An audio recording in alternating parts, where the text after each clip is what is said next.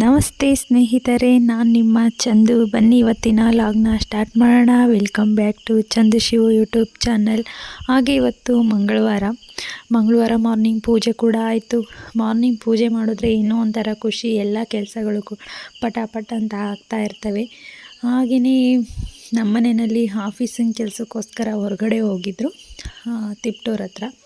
ಅಲ್ಲಿ ಲೀಚಿ ಹಣ್ಣನ್ನು ತೊಗೊಂಡು ಬಂದಿದ್ದಾರೆ. ಇದನ್ನು ರಂಬುಟಾನ್ ಅಂತೂ ಕೂಡ ಕರೀತಾರೆ. ಲೀಚಿ ತುಂಬ ಚೆನ್ನಾಗಿದೆ. ನಮ್ಮನೆಯವ್ರಿಗಂತೂ ತುಂಬ ಇಷ್ಟ, ಮಗಳಿಗೆ ಮತ್ತು ನಮ್ಮನೆಯವ್ರಿಗೂ ತುಂಬ ಇಷ್ಟಪಡ್ತಾರೆ. ಹಾಗೆಯೇ ನನ್ನ ಇವತ್ತಿನ ಬ್ರೇಕ್ಫಾಸ್ಟ್, ಹಾಗೆ ಏನು ತಿಂಡಿ ಮಾಡಿದ್ದೆ, ಏನು ಅಡುಗೆ ಮಾಡಿದ್ದೆ ಅಂತ ಹೇಳ್ತೀನಿ ಬನ್ನಿ. ಇವತ್ತು ಬೇಗ ಪೂಜೆ ಎಲ್ಲ ಮುಗಿಸಿ, ಪೂಜೆ ದಿವಸ ಮಾತ್ರ ನಾನು ಬೇಗ ತಿಂಡಿ ಆಗೋವಂಥ ತಿಂಡಿಗಳನ್ನೇ ಮಾಡ್ತೀನಿ. ತಿಂಡಿನೂ ಬೇಗ ಮಾಡ್ಬೋದು. ತಿಂಡಿ ಬೇಗ ಆದರೆ ಅಡುಗೆನೂ ಕೂಡ ಬೇಗ ಆಗುತ್ತೆ. ಹಾಗಾಗಿ ನಾನು ಬೇಗ ಮಾಡೋ ಅಂಥ ತಿಂಡಿನೇ ಮಾಡೋದು. ಹಾಗೆ ಇವತ್ತು ನನ್ನ ಬ್ರೇಕ್ಫಾಸ್ಟ್ ಇದೇನೆ, ಪುಳಿಯೋಗರೆ, ಹಾಗೆ 1-2 ಪೀಸ್ ಮಾವಿನ ಹಣ್ಣು, ಹಾಗೆಯೇ ಲೀಚಿ ತೊಗೊಂಡಿದ್ದೀನಿ. ಹಾಗೆ ನಾನು ಹಾಲನ್ನು ಕೂಡ, ಅಂದರೆ 1 ಬಾಳೆಹಣ್ಣು ಹಾಗೆ ಡ್ರೈ ಫ್ರೂಟ್ಸು ಪೌಡರ್ನ ಹಾಲನ್ನು ಹಾಕಿ ಮಿಲ್ಕ್ ಶೇಕ್ ಮಾಡ್ಕೊಂಡಿದ್ದೀನಿ. ನಮ್ಮ ಮನೆ ಮುಂದೆನೇ CC ರೋಡು ಸ್ಯಾಂಕ್ಷನ್ ಆಗಿದೆ. ರೋಡನ್ನ ಮಾಡೋದಕ್ಕೆ ಸ್ಟಾರ್ಟ್ ಮಾಡಿದ್ದಾರೆ. ಮಣ್ಣೆಲ್ಲ ತೆಗಿತಾ ಇದ್ದು, ಇದು ನಮ್ಮನೆ ಮುಂದೆನೇ ತೆಗಿತಾ ಇರೋವಂಥ ವಿಡಿಯೋ. ಇದು ನಮ್ಮನೆ ಮುಂದೆನೇ ಇವಾಗ CC ರೋಡ್ ಆಗ್ತಾಯಿದೆ. ನನಗಂತೂ ತುಂಬ ಖುಷಿ ಆಗ್ತಾಯಿದೆ. ನಮ್ಮನೆ ಮುಂದೆನೂ ಕೂಡ ರೋಡ್ ಆಗ್ತಾಯಿದೆ ಅಂತ. ಧೂಳೆಲ್ಲ ಸ್ವಲ್ಪ ಕಮ್ಮಿ ಆಗುತ್ತೆ. ಈ ಒಂದು ತೆಗಿತಾ ಇರೋದ್ರಿಂದ ತುಂಬಾ ಧೂಳು. ಹಾಗೆ ಸಂಜೆ ಆಫೀಸ್ ಮುಗಿಸ್ಕೊಂಡು ಬಂದಮೇಲೆ ಮಕ್ಕಳು ಕೂಡ ಸ್ಕೂಲಿಂದ ಬಂದರು. ಮುಗಿಸ್ಕೊಂಡು ಮಗ ಬರಲಿಲ್ಲ. ಮಗಳು ಬರ್ತಿದ್ದಂಗೆ ಹೋಮ್ವರ್ಕ್ ಎಲ್ಲ ಮುಗಿಸಿ ನಮ್ಮ ಜೊತೆ ಹಬ್ಬಕ್ಕೆ ಬರೋದಕ್ಕೆ ರೆಡಿ ಆದಳು.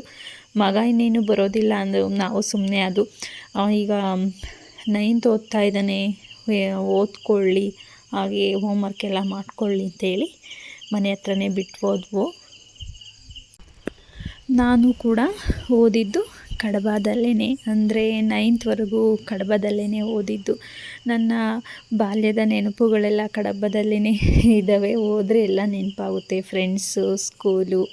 ಹಾಗೆ ನಾವು ಈಗ ಹೋಗ್ತಾ ಇರೋ ದೇವಸ್ಥಾನಕ್ಕೂ ಅಷ್ಟೇ, ಆ ದೇವಸ್ಥಾನದ ಹಿಂದೆಯೇ ಸ್ಕೂಲು ಕೂಡ ಇದೆ.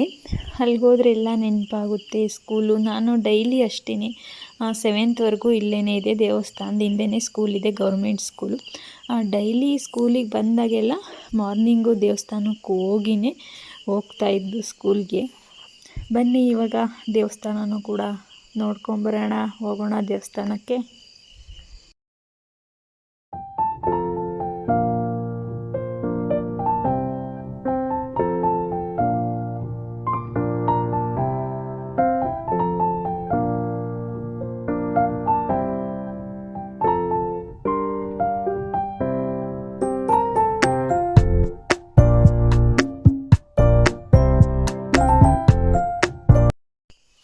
ದೇವಸ್ಥಾನದ ಪಕ್ಕನೇ ಹೋಗಬೇಕು ನಾವು. ಹಾಗಾಗಿ ಬಸ್ ಸ್ಟ್ಯಾಂಡ್ಗೆ ಹೋಗಿ ರಿಟರ್ನು ತಿರ್ಗಾ ಮತ್ತೆ ಬಂದು, ನಂತರ ನಮ್ಮ ಚಿಕ್ಕಮ್ಮ ಅವ್ರ ಮನೆಗೆ ಹೋಗಿ ಅಲ್ಲೇ ಕಾರ್ ಪಾರ್ಕ್ ಮಾಡಿ ನಾವು ಸ್ವಲ್ಪ ಹೊತ್ತು ಕೂತಿದ್ದು, ನಂತರ ಮತ್ತೆ ದೇವಸ್ಥಾನಕ್ಕೆ ಹೋಗ್ಬಿಟ್ಟು ಬರೋಣ ಅಂತೇಳಿ ಬಂದ್ವು.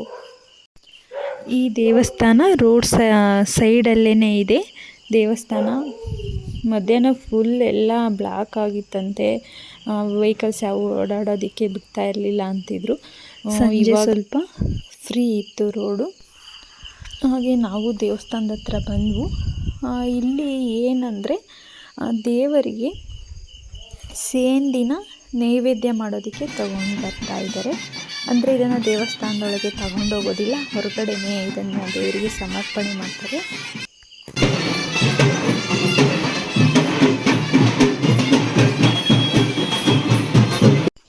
ದೇವಸ್ಥಾನದ ಸುತ್ತ 3 ಸಲ ಪ್ರದಕ್ಷಿಣೆ ಹಾಕಿ ನಂತರ ಈ ಸೇಂದಿಯನ್ನು ದೇವರಿಗೆ ಸಮರ್ಪಣೆ ಮಾಡ್ತಾರೆ. ಮೊದಲೆಲ್ಲ ಇದನ್ನು ಈಚಲ ಮರದಲ್ಲಿ ಇಳಿಸ್ಕೊಂಡು ತೊಗೊಂಡು ಬರ್ತಿದ್ರಂತೆ ಪೂಜೆಗಿಡೋದಕ್ಕೆ. ಯಾಕೆ ಈ ಥರ ಆಚರಣೆ ಮಾಡ್ತಾರೆ ಅನ್ನೋದಕ್ಕೆ ಒಂದು ಕಾರಣನೂ ಕೂಡ ಇದೆ, ಸ್ಟೋರಿ ಕೂಡ ಇದೆ. ಬನ್ನಿ ನೋಡೋಣ.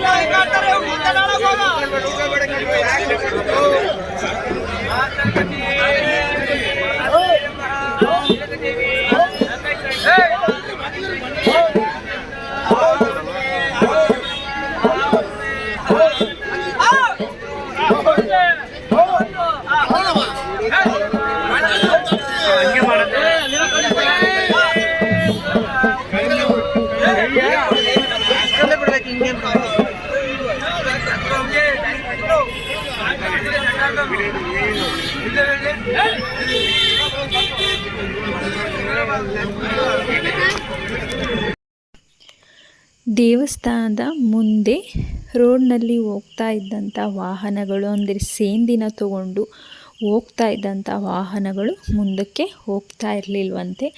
ಹಾಗಾಗಿ ಇಲ್ಲಿ ದೇವಸ್ಥಾನ ಇತ್ತಲ್ಲ, ಆ ದೇವಸ್ಥಾನಕ್ಕೆ ಸ್ವಲ್ಪ ತಗೊಂಡು ಬಂದು ದೇವರಿಗೆ ಸಮರ್ಪಿಸಿ ಹೋದ್ಮೇಲೆ ಹೋಗ್ತಾ ಇದ್ರಂತೆ. ಹಾಗಾಗಿ ಅದೇ ಆಚರಣೆ ಈಗ ಕೂಡ ನಡೀತಾ ಇದೆ.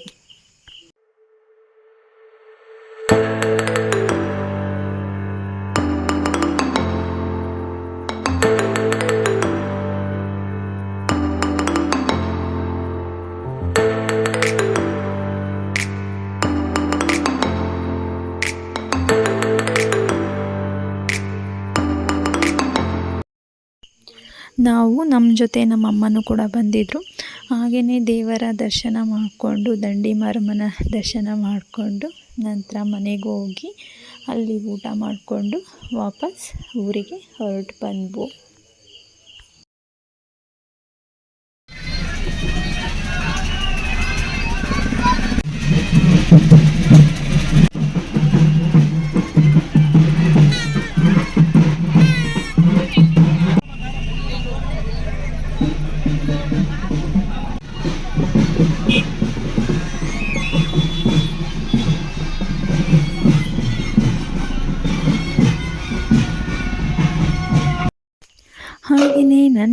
ಇಷ್ಟ ಆಗಿದ್ರೆ ಪ್ಲೀಸ್ ಒಂದು ಲೈಕ್ ಕೊಡಿ, ಹಾಗೆ ಕಾಮೆಂಟ್ ಮಾಡಿ. Thank you for watching. Bye, take care.